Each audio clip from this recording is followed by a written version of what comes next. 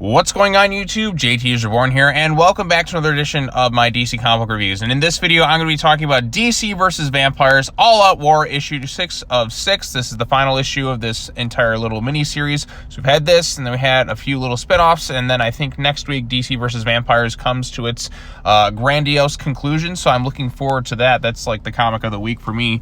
And yeah, so this is final issue of this All Out War series. Now, I do enjoy aspects of All Out War, although I think it is held back by the colors. I think the colors have done a real disservice to this comic book in general. I don't know why they continue to do this style for each and everything. I think it makes it hard to tell who is who in this entire comic book, and it just, even like rereading, I'm like, okay, who are you again? Because the colors and that just... It's hard to distinguish who's who without the color. I mean, I'm sorry, you can watch black and white movies and I can tell who's who, but in this thing with like the reds and the black and white, it just makes it hard to dictate who's who in this particular style. And I think that does a disservice to it. So you have to kind of read it like more than once to understand who is who. And it's just, it's a gripe I have. I think if this thing was fully colored, I'd enjoy it a little bit more. But I think the colors are definitely holding it back. In some instances, it stylistically looks neat, but in other instances, it just kind of takes away from it. But basically, this thing, it focuses on Leonard Snart being freed from this whole thing. This is all set before they're going to go try and help Supergirl out in Australia, so this is a little bit of a spin-off story. He's off. He basically, after he got infected, he froze himself, just kind of waiting for a cure to be found because he wasn't going to be taken as a vampire.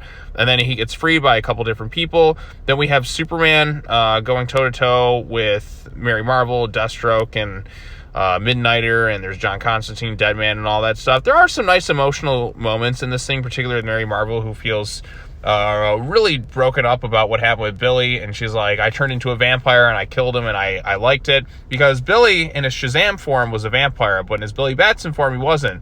But with her, it was the total opposite. So you had that really kind of heartbreak, gut-wrenching moment between the two of them, where she had to like say the word Shazam so that he transformed back, and then she, in her ravenous state, killed Billy. And it's a really tough thing she has to kind of go through, because on the one hand, as Mary Marvel, she's okay, but on the other hand, she's not. So that to me was an interesting concept, and I like the fact they kind of explored here. Then we have this version of Superman who, I don't know, it's kind of tough for me.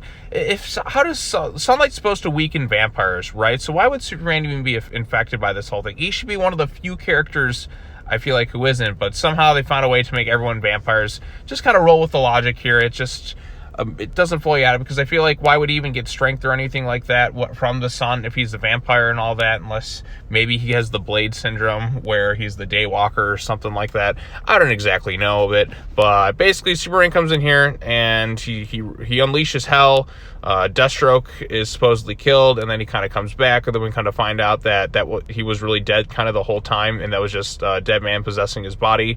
But this version of Superman finally meets his bitter end at some points, and like I said, there's instances where the style looks kind of cool and unique, but at the same time, it makes it hard to dictate who is who. I don't know what they're going for with this artistic style here, but I think it has done a bit of a disservice to the story. Like, look at the page right here. I cannot tell who is who and what's going on in this thing. It's hard to make out, and I think it would be so much better if they would just color it fully in a better and more cohesive way. I don't know why they decided to make All Out War done in this entire style. Maybe it would have been cool for a page or two, but for 6 straight issues of this, I don't really like it. I'm not a fan of this, the color palette that they chose to go with to tell this story. I think it's a distraction. I think it takes away from the writing and the story and the emotional beats too, because it's kind of hard to dictate who is who. It's just all kind of muddled, and I think it's a detriment to what's going on here, because I think a lot of these moments I'd feel more of an emotional impact if I could tell what was going on half the time. It's just the way it's colored in. Better coloring would have saved this thing. But as it stands, like, the emotional beats are there, and there's some good stuff there, but the colors, they hold it back quite a bit. So, and that particular art style. So, not a fan of that aspect.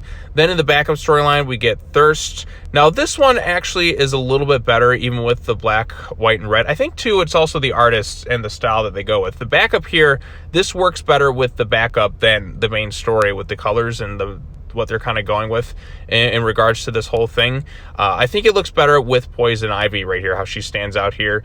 I still would prefer it was fully colorized, but as it stands, I think this looks better than the other thing. But basically, Ivy's here. She's kind of this vampire-human hybrid situation thing going on here, and it's her with the gardener and all that, and she's kind of doing her own shtick here.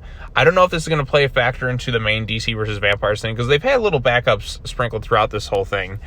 Maybe Ivy's going to have a bigger impact, or they just kind of wanted to tell a little standalone story with Poison Ivy. I didn't mind it so much. I thought it was decent. I liked Ivy's design here. Like, look at that. That's a cool vampire Poison Ivy hybrid thingamajig. I think it looks kind of unique. But as it stands, I think DC versus Vampires All Out War was a good 6-issue series, but it was held back from being great, I think, particularly due to the art. I think that really is one of those few instances, like there's instances where art can elevate a comic, and there's instances where the art can really kind of take away from the writing and story. And I think in this case, the art definitely, and at least the colors, took away from this event. I don't know why they went with this direction. You could have just had it fully colored in, and I think I would have liked it a whole heck of a lot more, and I think a lot of other people would have enjoyed it a whole heck of a lot more. I don't know why they went in that style, because it's hard to kind of tell what's going on. So that's just me. If you have any thoughts on it, let me know in the comments section down below. Be sure to like this video, share it with your friends, subscribe to the YouTube channel for more content, hit the bell for notifications, all that other fun stuff. I will be back later on to talk about Batman Urban Legends issue 22. There's actually only one issue left, I believe, of Batman Urban Legends, which ends next month. So that'll be interesting to kind of get to the end of it. I actually really like today's issue of Urban Legends, and maybe I will actually miss the series when it concludes next month. So look forward to that stuff. But anyways, that's all I got to say for right now. Hope everyone's having a great day. Merry Christmas, Happy Holidays, and all that other fun stuff. And I'll talk to you all in the next video. Peace.